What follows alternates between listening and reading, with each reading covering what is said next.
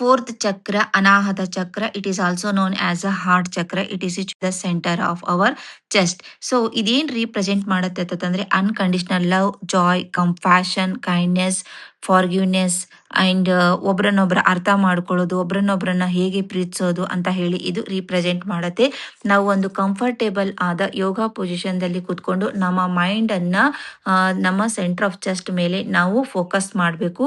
ಒಂದು long breath ಅನ್ನ ತಗೊಂಡು ಎಂ ಅಂತ ಹೇಳಬೇಕು. ಒಂದು ಗ್ರೀನ್ ಲೈಟ್ ಆನ್ ಆಗಿದೆ, ಸೊ ಅದು ನನಗೆ ಪವರ್ ಅನ್ನ ಕೊಡ್ತಾ ಇದೆ, ಅನ್ಕಂಡೀಷನಲ್ ಲವ್ ಕೊಡ್ತಾ ಇದೆ ಅಂತ ಹೇಳಿ ಅನ್ಕೊಂಡು ಈ ಮಂತ್ರವನ್ನ ಚಾಂಟ್ ಮಾಡಬೇಕು. ಸೊ ಈ ರೀತಿ ಮಾಡೋದ್ರಿಂದ, ಈ ವೈಬ್ರೇಷನ್ ಆಗೋದ್ರಿಂದ ಏನಾಗತ್ತೆ, ನಮಗೆ ಕೈಂಡ್ನೆಸ್ ದಿಂದ ಇರೋದಿಕ್ಕೆ, ಸಹಾನುಭೂತಿಯಿಂದ ಇರೋದಿಕ್ಕೆ, ಮತ್ತೆ ಒಬ್ರನ್ನೊಬ್ರು ಅರ್ಥ ಮಾಡ್ಕೊಂಡಿರೋದಿಕ್ಕೆ ತುಂಬಾ ಹೆಲ್ಪ್ಫುಲ್ ಆಗುತ್ತೆ.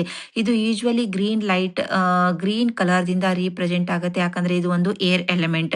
ಇದರಲ್ಲಿ 12 ಪೆಟಲ್ಸ್ ಇದಾವೆ. ಸೊ ಈ 12 ಡಿವೈನ್ ಪೆಟಲ್ಸ್ ಕ್ವಾಲಿಟೀಸ್ ಏನ್ ಹೇಳತ್ತೆ ಅಂತಂದ್ರೆ heart delight, peace, harmony, love, understanding, fellowship, clarity, purity, unity, compassion, kindness and forgiveness ಇದನ್ನ ಇದು ರೀಪ್ರೆಸೆಂಟ್ ಮಾಡತ್ತೆ. ಸೊ ಎರಡು ಇಂಟರ್ಸೆಕ್ಟ್ ಏನ್ ಟ್ರಯಾಂಗಲ್ ಇದಾವಲ್ಲ, ಅವು ಏನ್ ರೀಪ್ರೆಸೆಂಟ್ ಮಾಡತ್ತೆ ಅಂತಂದ್ರೆ union of male and female ಇದನ್ನ ರೀಪ್ರೆಸೆಂಟ್ ಮಾಡತ್ತೆ.